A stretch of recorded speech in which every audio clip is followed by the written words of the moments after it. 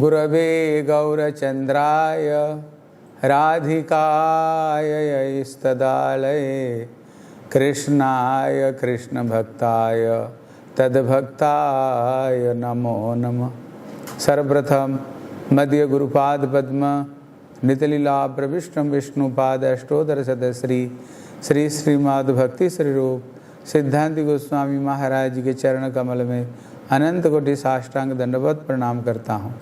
तत्पश्चात मेरे शिक्षा गुरुपाद पद्म नितलीला प्रविष्टम विष्णुपाद अष्टोत्तर शतश्री श्री श्रीमद् भक्ति वेदांत श्रील नारायण गोस्वामी महाराज जी के चरण सरोज में श्रद्धा पुष्पांजलि अर्पण करता हूँ।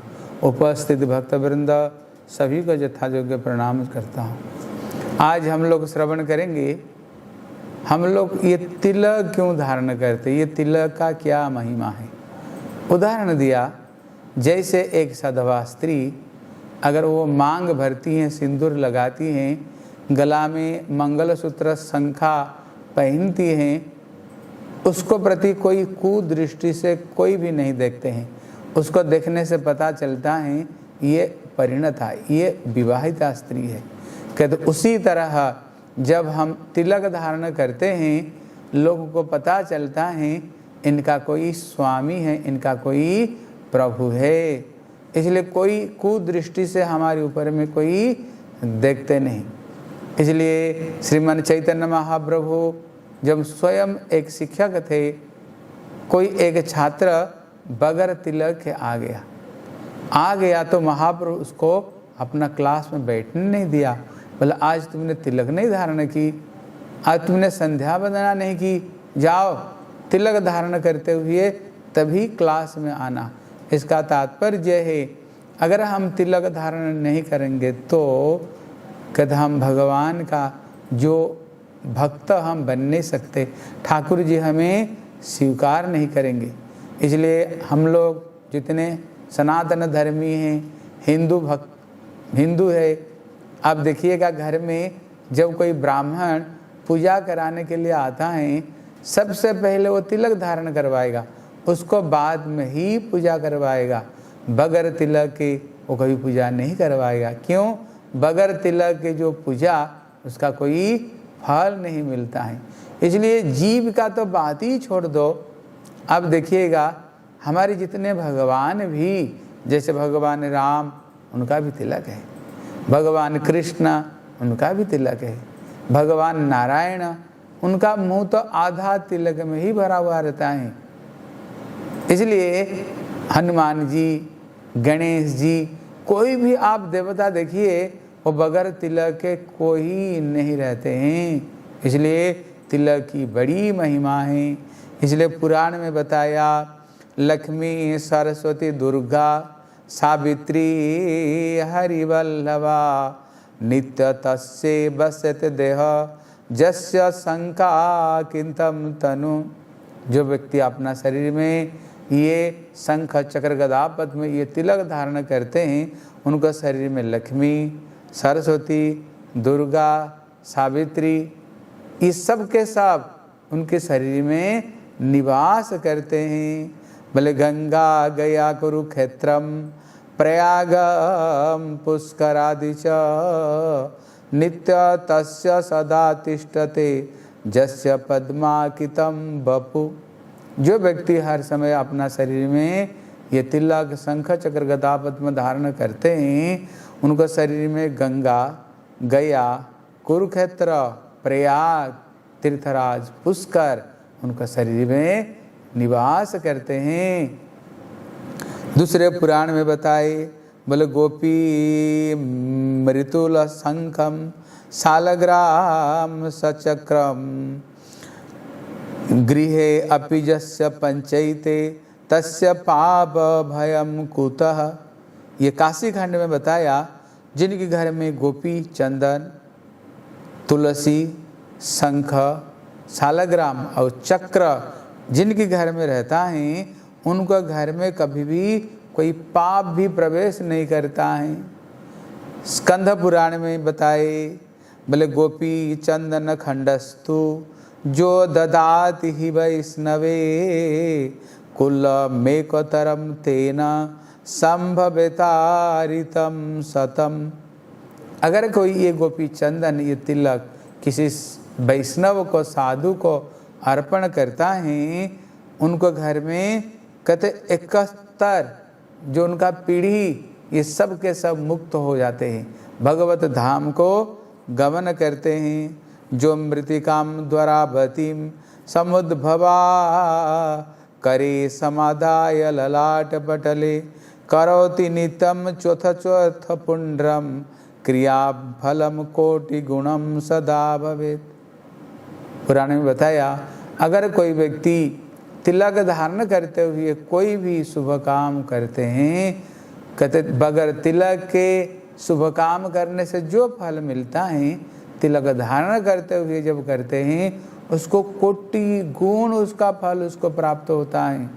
तिलक की इतना महिमा।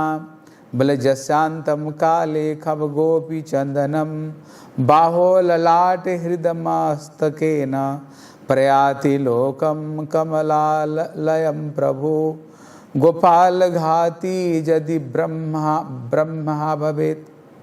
अगर कोई व्यक्ति गोपी चंदन को अपना ललाट में, अपना बाहु में, शरीर में धारण करता है, कहते मानो उसका शरीर नहीं, ये शरीर साक्षात कमला मतलब लक्ष्मी की निवास स्थान बन जाता है। और कहते अगर तिलक धारण करते ही कोई, कहते अगर कोई ब्रह्महत्या, गोहत्या, अगर बड़े से बड़े पाप क्यों नहीं किया, तिलक धारण करने से सारे पाप से वो व्यक्ति मुक्त हो जाते हैं। बोले ग्रहा न पीड़न्ति न राक्षसा गणा जख्या पिशाचो रगभूत दानवा ललाट पट्टे खग गोपी चंदनम संतिष्ठत जस्य हरे प्रसादत। जो व्यक्ति तिलक धारण करते हैं, बोले ग्रहा न पीड़न्ति न राक्षसा गणा, जैसे किसको ऊपर में शनि ग्रह, राहु ग्रह, कोई काल चक्र ग्रह, तरह तरह का जो ग्रह हमारे ऊपर में आने पर तरह तरह हमें पीड़ा दुख कष्ट देता है। अगर जो व्यक्ति तिलक धारण करता है, उसको ऊपर में कोई ग्रह उसको कोई नुकसान नहीं पहुंचा सकते हैं।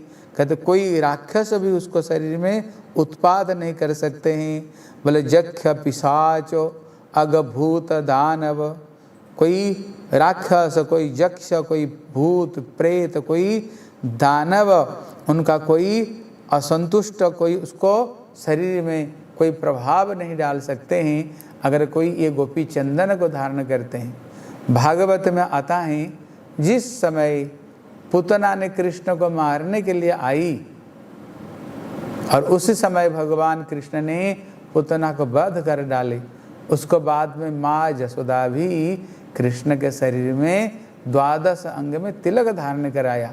हम जो 12 अंग में तिलक धारण करते हैं, ये ललाट में जो तिलक है, बोले ललाटे केशवम, उदर में नारायण, बख्य माधव, कंठे गोविंद, दक्षिण पार से विष्णव, दक्षिण बाहु में मधुसूदन, दक्षिण स्कंध त्रिविक्रम, वाम पार से वामनाय, वाम बाहु ते श्रीधर, वाम स्कंध ऋषिकेश, पृष्ठ पद्मनाभ, कटी में दामोदर, मस्तक में वासुदेव।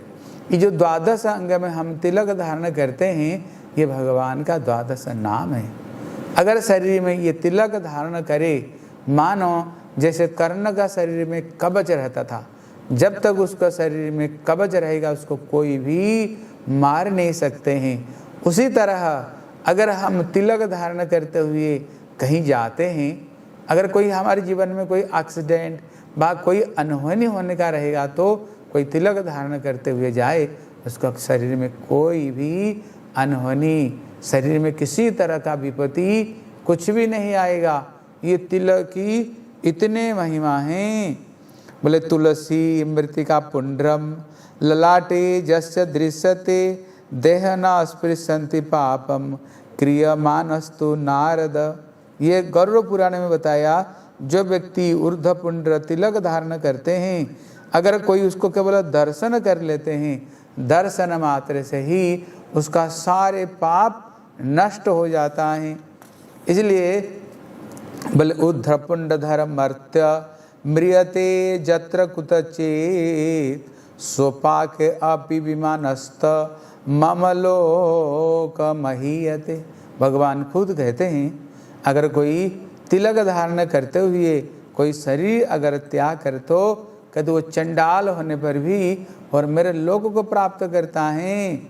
कहते जो हम तिलक धारण करते हैं, ये तिलक आप देखिए, ये जो दोनों तरफ में ये कौन है, ये बीच में कौन है? बोले वाम पार से स्थिता ब्रह्मा, दक्षिणे तो सदा शिव, मध्य विष्णु बीजानियात तस्मात् बद्ध न लेपयेत। कहते वाम पार्श्व में ये ब्रह्मा है, दक्षिण पार्श्व में ये सदाशिव और मध्य में भगवान विष्णु का यहाँ निवास है। इसलिए ये तिलक कोई साधारण वस्तु नहीं। इसलिए आप लोग सब के सब ललाट में तिलक धारण करिएगा। तिलक का बड़ी महिमा है। और जो तिलक का नियम है, ऐसे जैसे फोटा लगाते हैं, त्रिपुंड लगाते हैं, नहीं, शास्त्र में ये चीज़ को मना किया है। इसलिए नियम है ऊर्ध्व पुंड, मतलब जो हमें भगवान तक ले जाए। तिलक ऐसे होनी चाहिए, बीच में खाली रहनी चाहिए, बीच में भरा नहीं होनी चाहिए। इसलिए भगवान राम को देखिएगा तिलक ऐसे है, भगवान कृष्ण को देखिएगा ऊर्ध्व पुंड तिलक, भगवान नारायण को, हनुमान और गणेश को देखिएगा वो तिलक सबके सब ऊर्ध्व पुंड धारण किए हैं। और मानो ये भगवान की दो चरण भी है, नीचे का भाग जैसे ठाकुर जी के चरण में हम तुलसी पता देते हैं, ये तुलसी पता जैसे इसकी आकृति है। लेकिन ये जो तिलक कहाँ के होनी चाहिए? कहते अगर किसी तीर्थ स्थान का हो, किसी पवित्र नदी का मिट्टी हो, विशेष करके ये जो तिलक है ये आता है द्वारका से, ये भगवान की ये चरण धूलि है। कभी भगवान कृष्ण को नारद जी ने पूछा, बोले प्रभु जगत में तो आपके बहुत सारे भक्त हैं, लेकिन आपके सबसे श्रेष्ठ भक्त कौन हैं? भगवान ने कहा नारद जी समय आने पर मैं बता दूंगा। एक दिन भगवान जानबूझ करके बुखार सर दर्द लीला की। नारद को बोले नारद जी दुनिया कहते तू मेरे सबसे बड़ा भक्त हो, अपना चरण धूलि दे दे, इससे मैं सही हो जाऊंगा। बोले प्रभु क्या हमें आप नरक भेजना चाहते हो? बोले यहाँ पर बहुत सारे भक्त, उनसे मांग करके लाओ, लेकिन कोई भी देने के लिए तैयारी नहीं हुई। जब नहीं हुए नारद तो सारा दुनिया घूम करके आ गई। बोले किसी ने चरण धूलि दिया? बोले इसको सुनते ही सबके सब मेरे को गाली बके। बोले सब जगह में गया? बोले गया। बोले वृंदावन में गया था कि नहीं? बोले केवल वृंदावन में नहीं गया। बोले वहीं पर मेरे असली भक्त है। नारद जब वृंदावन में गए, सारे ब्रजवासी एकत्रित हो गए। बोले कहाँ से आए हो? बोले द्वारका में आए। बोले हमारे लाला कान्हा कैसे हैं? बोले उनका सर दर्द बुखार। बोले कोई दवा नहीं दिया? बोले दवा तो लेने के लिए आया हूँ। बोले क्या दवा है? बोले अगर मेरे कोई भक्त अपना चरण धूलि दे, उसमें मेरे को स्नान कराया जाए तो मेरी बुखार सही हो जाएगा। तब ब्रज गोपियों ने, ब्रजवासियों ने, सारे ब्रज रज को उन्होंने एकत्रित करके पोटला बांध करके नारद जी को सर पर रख दिया। नारद जी वही धूल को ला करके द्वारका में भगवान को स्नान कराया गया और भगवान की सर दर्द बुखार सही हुआ। भगवान शिक्षा देते हैं, नारद जी ने देखा अगर जगत में सबसे बड़े भक्त कोई तो ये ब्रासी ब्रज गोपियाँ हैं। इसलिए ये जो तिलक है वो वहीं से ही आता है। इसलिए आप लोग जो तिलक लगाइएगा, ये ब्रज गोपियों की चरण धूलि ये द्वारका से ही आनी चाहिए। इसलिए बोले श्री वृंदावन बिहारी लाल की जय।